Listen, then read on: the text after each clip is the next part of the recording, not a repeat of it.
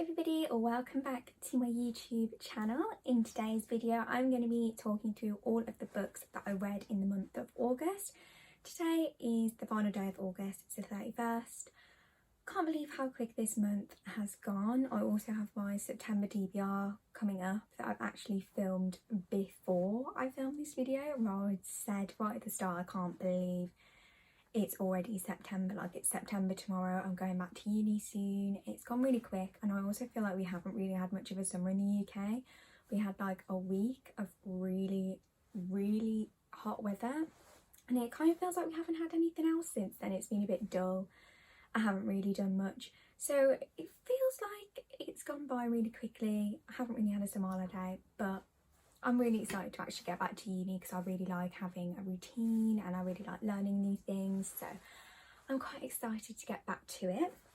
But anyway, I'm going to hop into, I've read 1, 2, 3, 4, 5, so I've read 5 books during the month of August, and then I also have some books to show you right at the end that I managed to pick up from a charity shop, and also a set of books that my dad has given me, and I'm just really excited about them. So I'm going to show you those right at the end because I got some really good deals. And let's just get into the first book. The first book that I read during the month of August was actually in my latest video, which was a book haul, because I picked this one up whilst in Cornwall on holiday. So you would have already heard me talk about it. So I'm not going to go into too much detail because you can watch that video.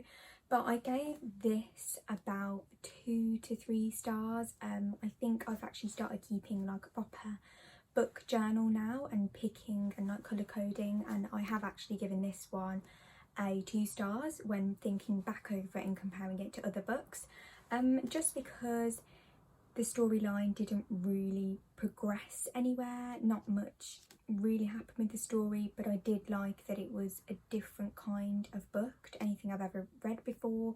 It was quite unique in terms of the description of nature, the fact that everything was almost written as a poem, so even when the character spoke there was no like speech marks, everything was almost like poetic, which I found quite interesting, but I wouldn't really reread this and I don't know if I would really recommend it. But yeah, watch the video if you kind of want to know what it was about. But that was kind of a bit of a disappointing start, but we got onto some really good books this month. The next book that I read is this one. It is The Phone Box at the Edge of the World by Laura Ime Messina. I absolutely love this book and have given it 5 stars. I also recently wrote a short review of it over on my Instagram as well. So this book, if you don't already know, is about a real phone box in Japan. It's a phone box that isn't plugged in, it's on the edge of a hill, like a cliff near the sea, and it's where people who have lost loved ones go to speak to them. So they're kind of like talking to them in the phone and their voices drifting off in the wind, and it's just a way for grieving people to still be able to communicate with the people that they have lost, which is so heartbreaking as it is. And then this book focuses on Yui, who lost her mother and daughter in the 2011 tsunami in Japan. And it's just heartbreaking because you hear a lot about the tsunami, the impact that it had on people. There's also a few statistics in here about what happened, like the amount of people that lost their homes, the amount of people that died. And it's something that I didn't really even know about happened because I would have probably been about 10 at the time. 10 or 11 at the time, and I don't really remember it. I didn't really watch the news, so I don't really remember that happening, but I have heard about it since. So it was interesting to read about the impact of it. And obviously the book is a lot about grief, about moving on in your life whilst also still remembering the people that you've lost. She meets a lot of people who are also using the phone box, who have lost people in different ways. Some people who haven't even lost people but are still trying to reach them. And it is just a lovely book, nothing like anything I've ever read before. I also really love the way that it is laid out. So after each chapter, there is another chapter, which is normally 1 to 2 pages. That tends to be almost like a list, or it normally is a list actually, or a short description. So for example, it could be like a list of the things that Yui put in her daughter's lunchbox, a list, what was Yui's daughter and mother wearing the day they died. And this goes on, and it's always about something to do with the last chapter that you just read, and it just really breaks it up. It gives you an extra bit of description, and it makes you feel like you're really reading the book quite quick. This is really fast paced. I think I read this in under 24 hours because it was so I just managed to get through it so quickly because it was so heartbreaking, really interesting, and then also it had this super unique structure, and I really liked that about it. Not recommend this enough. So that was one of my first 5-star reads actually of this year. I've only read another one, which was The Tattooist of Auschwitz, before this, that I also gave a 5-star. Yeah, totally recommend this. I got this from the Works for £2. Also in their £3 for £5 deal, so it was actually less than £2, but they have it on their website as well for £2 if you want to pick it up. The next book that I read, which follows on from what I've just said about The Tattooist of Auschwitz by Heather Morris, is her other book. I believe she's got 3 books now. There might be more, but I've only heard of 3. But this is Silke's Journey. So if you don't know about The Tattooist of Auschwitz, which is an amazing book I read in a day, it is a true story. She met a man named Lael, and he told her his story of his time in Auschwitz, and she wrote it in a book for him about how he met the love of his life in there, about their time through there, and then also coming out of Auschwitz as well. And somebody that he met whilst there is Silke, who was 16 when she was sent to Auschwitz. She ended up kind of getting the attention of someone like a higher up in Auschwitz who took her in and sexually abused her, and she kind of had to do what she had to do to survive. But because of that, she was given some privileges. Well, other people saw them as privileges. It was still a horrible time that she had whilst there, but this meant that then afterwards she was then sent to a Russian prison camp because they thought she was working with the Nazis. So her ordeal went on for even longer than, say, Lael from the other book, because he came out of Auschwitz. She then went to another prison camp afterwards. So this is about her journey in the Russian prison camp and kind of what happens to her there. This story is not all completely true. Silke had actually passed away before Heather Morris had written this book, but she'd done a lot of research into it. She's spoken to a lot of people who knew Silke, but a lot of this is actually made up. But it's still a really amazing story of hope. There's a lot of trigger warnings, as there is in pretty much all of the books. Like the last book was a lot about grief. For this one, there's a lot of things, obviously, if you know anything about Auschwitz, about the things that happened, especially to the women there who were raped and the horrible experiences that they had.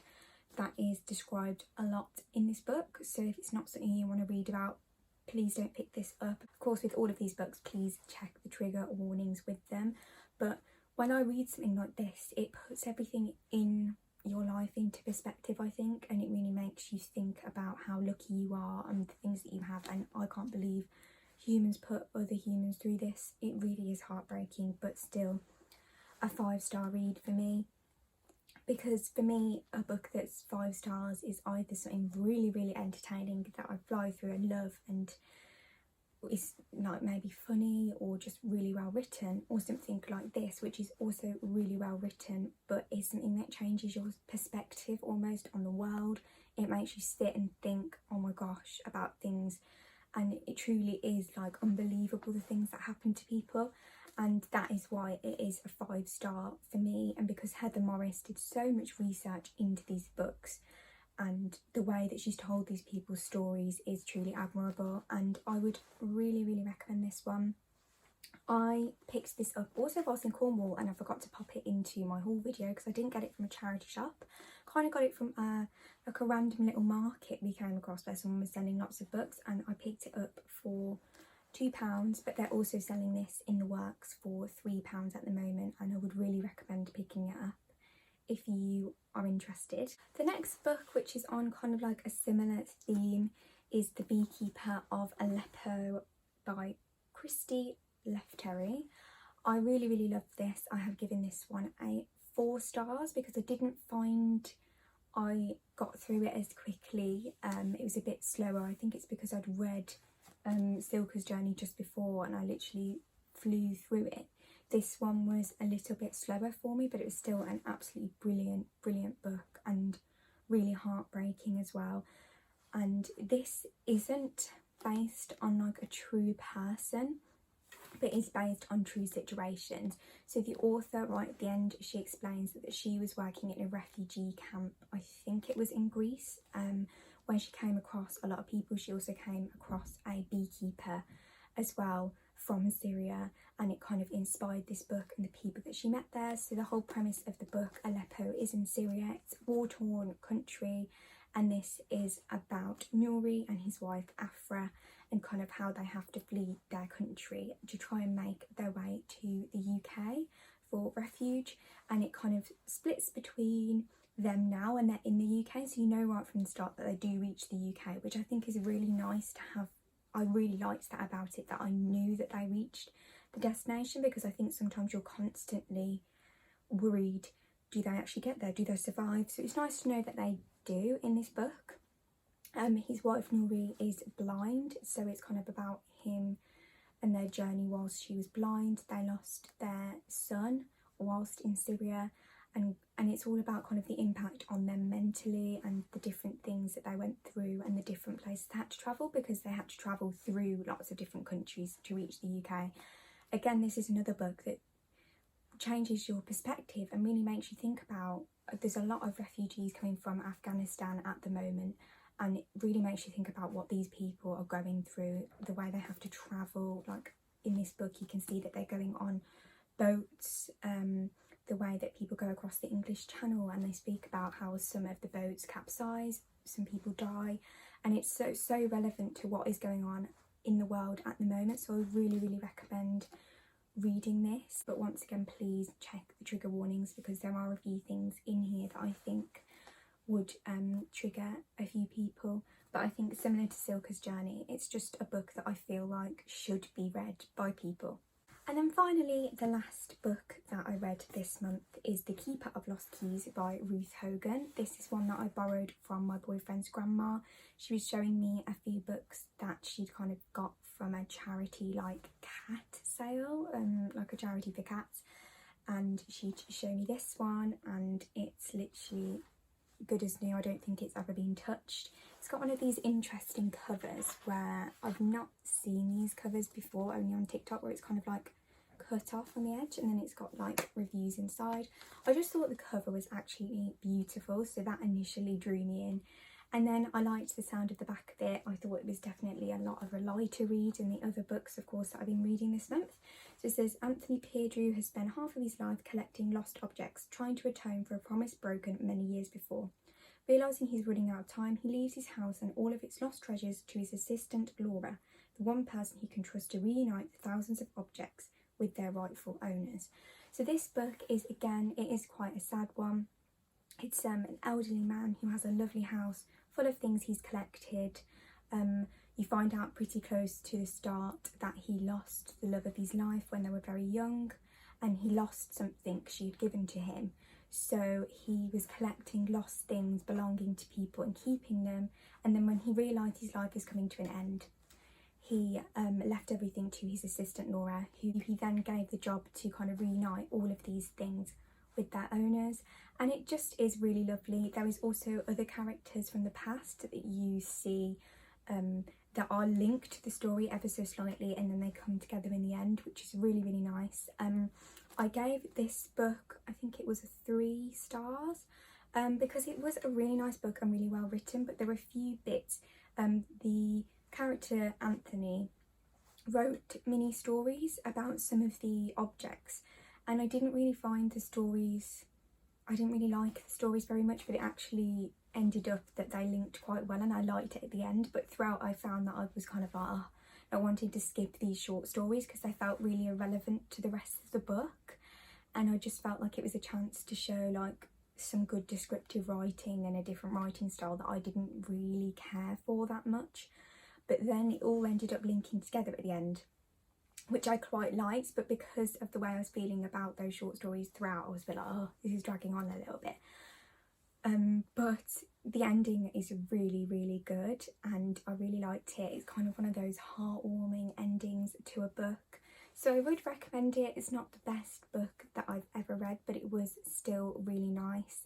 But yeah, it's a really nice read. I'm going to have to give it back to her now, so the pretty cover will not be going onto my bookshelf. But I would recommend it if you want something a little bit light, a little bit different. I think you think that the focus is going to be on them trying to reunite these things all the way through, but it actually really isn't. They don't mention it a lot, like it's mentioned a little bit, and they are reuniting things right at the very end, but it's not really focused on that massive amount. It's a lot about Laura as well as a person and finding love again. Yeah, there's a lot of different things in this book, a lot of different characters, and it just is a sweet little read. So those are all of the books that I read in August. Let me know if you have read any of these books in the comments below. Also what you think of them and if you're going to pick any of these ones up. They have all been really good, possibly other than the first one that I read this month, so I've had a good reading month. And now I'm just going to quickly show you something that I picked up from a charity shop a few days ago that I'm really excited about. I'm trying not to buy too many more books now. I did a count up of all of the physical books I have that I want to read. A few of them are ones that I've read before. These aren't all books that I've never read. A lot of them I have read before, but years ago. So I have 53 that I want to try and read. So now it's kind of put into perspective how much I really shouldn't be buying anymore. I think I'll put some on my Christmas list, but I keep saying this and then I do buy more. So we'll see what happens. But yeah, I'm going to try and make my way through those ones before going out and actively trying to buy more. But the one thing that I said was, if I see the Game of Thrones, any Game of Thrones books in a charity shop, I'm going to pick them up because I want to read them. My dad had number 3 and number 4, well, the third book, the fourth book and the fifth book. Some of the, I think the fourth and fifth are possibly like part 1 and part 2. So he had 3 of the books. He didn't bother reading the first couple because he'd already watched the show, so he picked those ones up, and then he gave them to me a few weeks ago and said, you can have these if you want. But then I thought, I want to read the whole series, I don't want to just read the middle ones. And I'd seen so many times in charity shops they always have the Game of Thrones books, like random ones, so I thought I will just pick up the missing ones I've got. Well, I was in a charity shop the other day and it's very heavy. I saw the whole series, so I think it's this one and this one that he has, possibly, yeah, these 3 here that he's got. And this was, I just saw it on the top of a shelf in a British Heart Foundation, and I just thought that's going to be so expensive. These are perfect and like unread apart from half of the first book, so obviously someone did not enjoy the first book of Game of Thrones, but I thought it was going to be really expensive. But I managed to get my boyfriend to reach up and have a look anyway. This was £5.99. I even started pulling the books out to check if they were in English because I couldn't understand why somebody would sell them for so cheap. This specific box set is, I think, on Waterstones, or I saw it on a website, it might be in WHSmith, for about £50 new, and these are pretty much completely unread. So it's a pretty big saving, and I just thought, I'll just give him the ones back that he let me borrow and I'll get the whole set. And what I might end up doing is reading them and then selling them on, so I could possibly make a bit of profit. But it is nice to have a nice book collection, obviously, so I probably won't end up doing that, but it's a possibility if I need a little bit of money if I read them all. But yeah, what an amazing deal is that. I'm really excited to get into this because I have been really loving fantasy. I know I enjoyed the show, so I'm sure I will enjoy the books as well. And yeah, I just think, what a steal. So if you are looking for the Game of Thrones books, because they also had another box set of the Game of Thrones books in there for £1.99, but it was only, I think it was the first 4 books, and it was in a different copy cover that wasn't as nice, and I've seen on the internet they're a bit cheaper as well, so I think there might just be less of a popular kind of cover of the Game of Thrones books. But if you are looking for them, definitely go into charity shops because they're always in there. Like, I always see Game of Thrones books in charity shops, so have a look around a few and I'm sure you'll find some. And you might be lucky enough to get a whole box set like me. Now, the very last thing that I want to show you is something else that my dad has given me that I'm excited to read. I don't know when I will, but you'll see them appear at some point. Are these 3 Star Wars books. Star Wars has been so massive in my family for my whole life. My dad collects a lot of Star Wars figurines and creates like sets of them and stuff, and my boyfriend is also a massive fan of Star Wars, so they talk about it a lot. And he actually gave these to me for James, to my boyfriend, to borrow if he wants to, but I'm definitely going to read them myself if I like them. It is the Star Wars Volume 1, Heir to the Empire, Star Wars Volume 2, Dark Force Rising, and then Star Wars Volume 3, The Last Command. And he really liked these books, and obviously I've grown up watching the Star Wars films, so I think it would be interesting to read the books. So you will probably see these appearing at some point in the next year or so. So yeah, that is the end of my video. I hope you enjoyed watching it. Let me know what books you've also read this month. I always love more recommendations. I can pop them on my Christmas or birthday list. And I hope you've had a good August, and I'm looking forward to seeing you in my next video, which is my September TBR. Bye!